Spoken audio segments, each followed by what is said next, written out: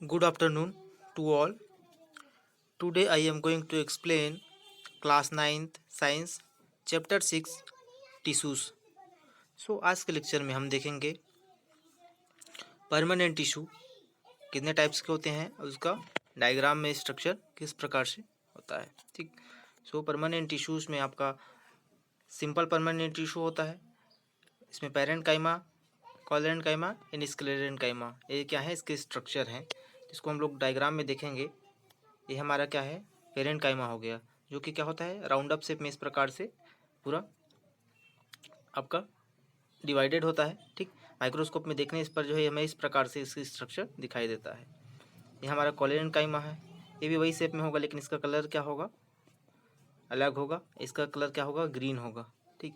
स्क्लेरेंट काइमा, इसका भी shape same रहेगा, बीच में क्या रहेगा, इस प्रकार से वैक्यूल्स पाए जाएंगे।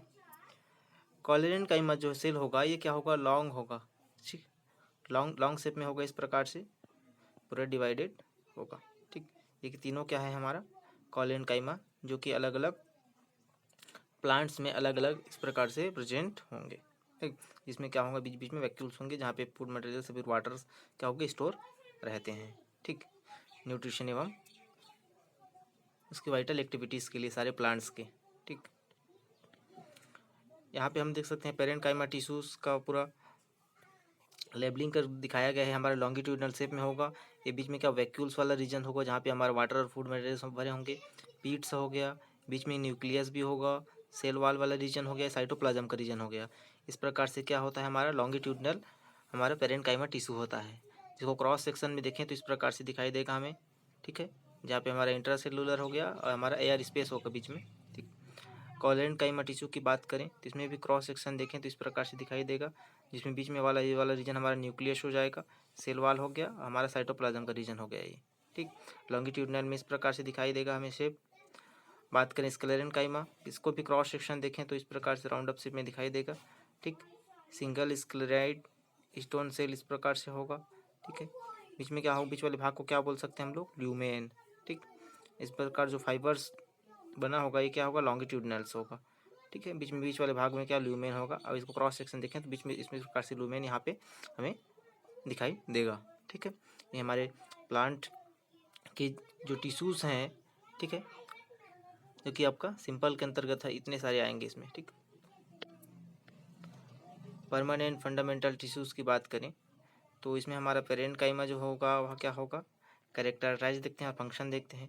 जो पेरेंट काइमा होगा वह क्या होगा, unspecialised cell with thin primary cell. ये क्या होगा, अनस्पेशलाइज्ड होगा और इसमें एक पतली प्राइमरी वॉल होगा। ठीक। और इसका फंक्शन देखें तो यह फोटोसिंथेसिस, सिक्रेशन, स्टोरेज। ये फोटोसिंथेसिस में रोल प्ले, सिक्रेशन में और आपका स्टोरेज, तीनों में। ठीक।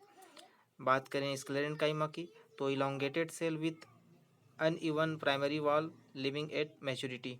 ये क्या होगा, इलोंगेटेड सेल होगा। ठीक है, इसमें क्या होगा, अनइवन जो है पर प्राइमरी वॉल्स होगा और लिविंग एट मैच्योरिटी। और क्या मैच्योर होने के बाद ही क्या होंगे, यह लिविंग्स होंगे। ठीक। Support in leaves and stem, यह क्या करता है, जो उसमें पत्तियां या स्टेम होता है उसको सपोर्ट प्रदान करता है। दैट इज स्क्लेरेंट काइमा, आपका कॉलोरेंट काइमा। ठीक। हम सबसे पहले पेरेंट काइमा देखिए, कॉलोरेंट काइमा। अभी हमारा क्या है, स्क्लेरेंट काइमा। यह भी इलोंगेटेड एंड वेरी थिक होती है, यह लंबा होता है और बहुत ही मोटा सेकेंडरी वॉल इसमें पाया जाता है। Dead at maturity. ठीक। डेड एट मैच्योरिटी, ये क्या होते हैं, जिस समय इसका डेथ होता है उसी समय क्या होता है, यह मैच्योर होता है। यह भी क्या सपोर्ट करने का काम ही मेन रोल प्ले करता है इसमें, प्लांट्स में। ठीक। इसका फंक्शन है, इसका कैरेक्टर देख लिया हम लोग, पेरेंट काइमा, कॉलोरेंट काइमा एंड स्क्लेरेंट काइमा का। ठीक है। कॉम्प्लेक्स परमानेंट टिश्यूज़ की बात करें तो बेसिकली यह कॉम्प्लेक्स मतलब स्पेसिफिक या फिर विशिष्ट या परमानेंट टिश्यू होता है। ठीक है, जिसका पूरा फंक्शन जो होता है बहुत ही कॉम्प्लेक्स और कॉम्प्लिकेटेड होता है। ठीक है, इसमें बेसिकली ये are made of more than one type of cell chromosomes. इसमें मेन बेसिकली देखा जाए तो are made of more than one type of cell. ये क्या होगा, बेसिकली बहुत सारे यह जो है आपका सेल्स का जो है अब बना होता है। There are two types of complex tissues, या जो है दो प्रकार के इसमें कॉम्प्लेक्स टिश्यूज़ होंगे। ठीक। They are xylem and phloem, एक होता है आपका जाइलम, दूसरा होता है हमारा phloem. They are called vascular और कंडक्टिव टिश्यू, इसको हम लोग वेस्कुलर टिश्यू या फिर कंडक्टिंग टिश्यू भी बोलते हैं। ठीक है, जो कि कंडक्ट करता है सारे वाटर, फूड, न्यूट्रिशंस को, और आपका सप्लाई का काम या फिर सर्कुलेशन का काम जो मेन रोल से प्ले करता है। ठीक, इसमें हम जाइलम देखते हैं कॉम्प्लेक्स परमानेंट टिश्यू के अंतर्गत। Consist of tracheids, vessels, xylem parenchyma and xylem fibres. यह जो होता है tracheids, vessels, xylem parenchyma and xylem fibres का बना होता है। The tracheids are vessel help to transport, जो ट्रैकिड्स और वेसल्स होते हैं वह वाटर ट्रांसपोर्ट, मिनरल ट्रांसपोर्ट जो है आपका मेन रोल प्ले करते हैं। कौन? जो ट्रैकिड्स होते हैं जाइलम में, वह वाटर और आपका मिनरल्स के ट्रांसपोर्ट में मेन रोल प्ले करते हैं। From root to all parts of plant, जो कि रूट से लेके प्लांट के सभी पार्ट, स्टेम, लीफ, फ्रूट, सभी पार्ट्स में जो आपका मिनरल्स और आपको वाटर का ट्रांसपोर्ट करने का काम कौन करता है? जाइलम के अंतर्गत जो ट्रैकिड और वेसल्स आते हैं। Xylem parenchyma store foods, fibre, help in support, जो जाइलम पेरेन्काइमा होता है वह जो फूड को स्टोर करता है। ठीक, एंड फाइबर्स इन हेल्प, जो फाइबर्स होते हैं वह प्लांट के सपोर्ट में जो है आपका मेन रोल प्ले करता है या फिर हेल्प करता है। बात करें फ्लोएम की, तो consist of sieve tubes, companion cells, phloem parenchyma and phloem fibre. जो फ्लोएम होता है वह सीव ट्यूब से, कंपेनियन सेल्स, फ्लोएम पेरेन्काइमा और फ्लोएम फाइबर से बना होता है। The sieve tubes and companion cell, जो सीव ट्यूब्स होता है फ्लोएम में या फिर जो कंपेनियन सेल होता है, ट्रांसपोर्ट फूड फ्रॉम लीव, यह जो है आपका फूड जो होते हैं, फूड स्टफ जो होते हैं उनको लीव से लेके ऑल पार्ट्स अब प्लांट के सभी पार्ट्स में जो है हमारा ट्रांसपोर्ट करने का काम कौन करता है? जो सीव ट्यूब्स या फिर कंपेनियन जो सेल होते हैं फ्लोएम में। ठीक है, phloem parenchyma store food and fibre, help in support. जो फ्लोएम पेरेन्काइमा होता है, द पार्ट ऑफ फ्लोएम, वह जो है आपका फूड को स्टोर करता है, और जो फाइबर होता है वह प्लांट के सपोर्ट में जो होता है मेनली हेल्प करता है या फिर रोल प्ले करता है। ठीक है, हम लोग देखिए जाइलम और फ्लोएम जो कि कॉम्प्लेक्स परमानेंट टिश्यूज़ के अंतर्गत आते हैं, उसका डायग्राम हम लोग देख सकते हैं इस प्रकार से। ये फाइबर्स वाला रीजन हो गया, ये हमारा ट्रैकिड्स का रीजन हो गया जिसका फंक्शन अभी मैंने बताया आपको। ये फॉर्मेशन प्लेट्स है, ये वेसल मेम्ब्रेन है, इस प्रकार से इसका डायग्राम है जाइलम का। ठीक, फ्लोएम को देखें तो यहाँ पे फाइबर्स होगा, सीव ट्यूब्स होगा, ठीक, यहाँ पे कंपेनियन सेल्स होगा और हमारे सीव एलिमेंट्स होगा, जिसका अलग अलग फंक्शन होता है फूड स्टफ को आपका ट्रांसपोर्ट करने में, प्लांट को सपोर्ट प्रदान करने में, ठीक है, और सर्कुलेशन करने में वाटर, फूड, मिनरल्स को। ठीक, that is the function of xylem and phloem. ठीक, क्योंकि इसका फंक्शन जो होता है बहुत ही कॉम्प्लेक्स होता है, इसीलिए इसको क्या बोलेंगे? कॉम्प्लेक्स परमानेंट टिश्यू, और बहुत ही ज़्यादा एसेंशियल फंक्शन होता है जाइलम और फ्लोएम का प्लांट की बॉडी के लिए। ठीक, बात करें एनिमल टिश्यूज़ की, तो एनिमल टिश्यू जो होता है, animal tissue are 4 main types. Animal tissue जो 4 प्रकार के होंगे, they are epithelial tissue, muscular tissue, connective tissue and nervous tissue.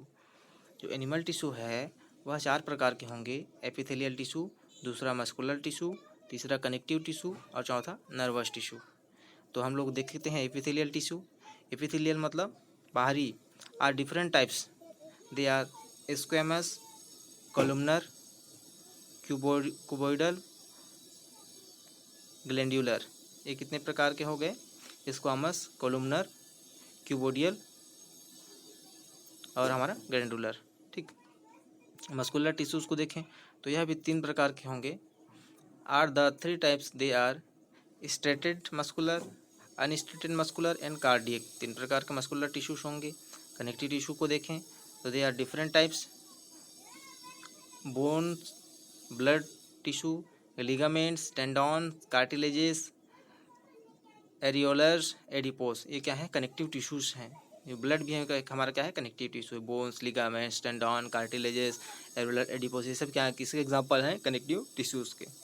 Nerve tissue की बात करें तो इसके अंतर्गत हमारा कंसिस्ट ऑफ नर्व सेल, जो नर्व के जो सेल्स होते हैं जिसको हम लोग न्यूरॉन्स बोलते हैं, वो जो है आपका नर्वस टिश्यूज़ के अंतर्गत आते हैं।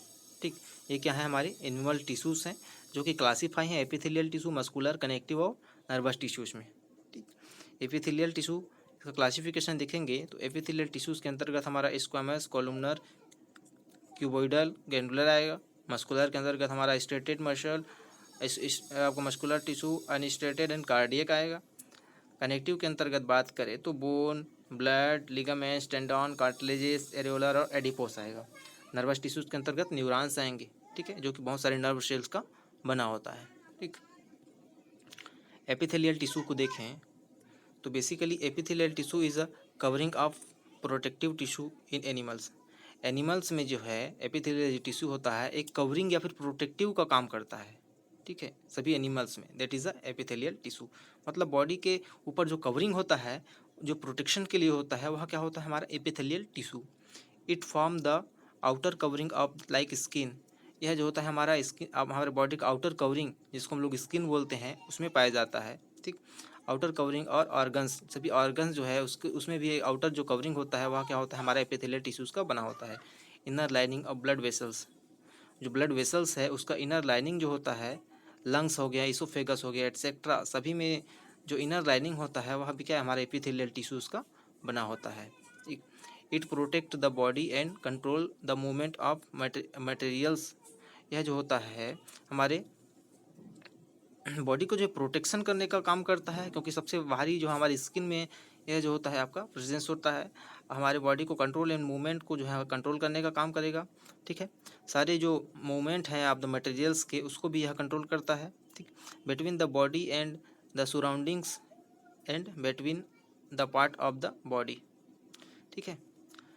ये हमारे बॉडी के चारों ओर जो होता है, बॉडी पार्ट्स में जो होता है प्रेजेंट होता है, ठीक। The cell are closely arranged and have a fibrous basement membrane. जो सेल्स होते हैं इसमें बहुत ही ज़्यादा क्लोजली अरेंजमेंट होते हैं, ठीक, जो कि फाइब्रस बेसमेंट मेम्ब्रेन में अरेंज्ड होते हैं, ठीक। बात करें स्क्वामस एपिथेलियल टिश्यूज़ की, ठीक, तो इसके अंतर्गत हमारा consist of a layer of thin flat sales. ये जो होता है एक पतली फ्लैट सेल्स की लेयर से बना होता है।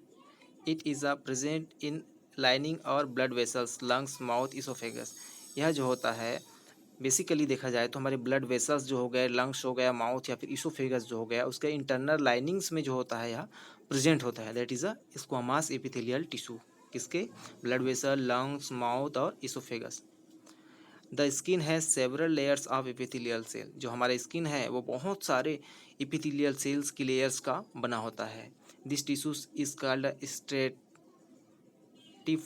Squamous tissue. इस टिश्यूज़ को हम क्या बोलेंगे? स्ट्रेटिफाइड स्क्वामस टिश्यू, ठीक है। बात करें कोलुमनर एपिथेलियल टिश्यूज़ की, तो कॉन्सिस्ट ऑफ टाल पिलर लाइक सेल्स। इसमें क्या होता है लंबा पिलर लाइक सेल से बना होता है। That is a columnar. Column, एक कॉलम दूसरे कॉलम, इस प्रकार से क्या होता है इसमें बना होता है पिलर, एक के ऊपर एक, इस प्रकार से, ठीक। It is a present in the wall of intestine. यह जो होता है हमारी जो इंटेस्टाइन है हमारे बॉडी के, उसके वॉल में प्रेजेंट होता है। The columnar epithelial tissue in a respiratory tract and hair like projections called cilia. जो कोलुमनर टिश्यू है वह हमारे जो रेस्पिरेटरी ट्रैक्ट है उसका जो रीजन में हेयर लाइक जो प्रोजेक्शन होता है जिसको हम लोग सिलिया बोलते हैं, वह वहाँ पर क्या पाया जाता है हमारा कोलुमनर एपिथेलियल टिश्यूज, ठीक है, जो कि हमारी रेस्पिरेटरी सिस्टम, जो आपका जो ट्यूब या फिर जो नली होता है उसमें जो है मेन रोल प्ले करता है, ठीक। This tissues are called ciliated columnar epithelial tissue.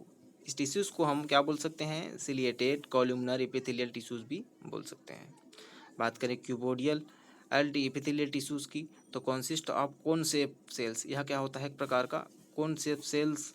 कोन मतलब एक वी शेप में जो बना आकृति होता है, ठीक है, हैविंग बेसमेंट मेम्ब्रेन, ठीक है, जो कि एक बेसमेंट मेम्ब्रेन होता है, ठीक है, जो कि कोन शेप में एक सेल होता है जिससे बना होता है यह, ठीक है। It form the lining of kidney. यह जो हमारी किडनी है उसके क्या लाइनिंग्स को जो है फॉर्म करता है या फिर बनाता है, ठीक। जो हमारी किडनी है, tubules and duct of salivary glands. जो हमारी सिलेवरी ग्लैंड्स है उसके ट्यूबुल्स जो हो गए या फिर जो डक्ट हो गए, एंड प्रोवाइड मैकेनिकल सपोर्ट। और क्या करता है मेनली उसमें मैकेनिकल जो सपोर्ट है यह प्रोवाइड करता है हमारा क्यूबोइडल एपिथेलियल सेल, ठीक है। हमारी जो ट्यूब से ट्यूबुल्स लगे, डक्ट लगे हैं सिलेवरी ग्लैंड्स में, उसमें आपका मैकेनिकल सपोर्ट प्रोवाइड करता है।